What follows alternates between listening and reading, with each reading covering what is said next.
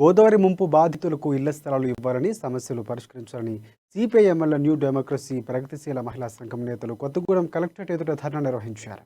గోదావరి ముంపు, వరద ముంపు కారణంగా నిర్వాసితులైన నిర్వాసితులకు సురక్షిత ప్రాంతాలు ఇల్లు నిర్మించి ఇవ్వాలని డిమాండ్ చేశారు.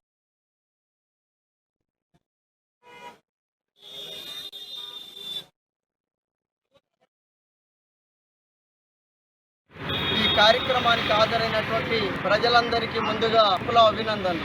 ఈ రోజు కలెక్టర్ ఆఫీస్ ముందు ఎందుకు ఈ ధర్నా నిర్వహిస్తున్నాం?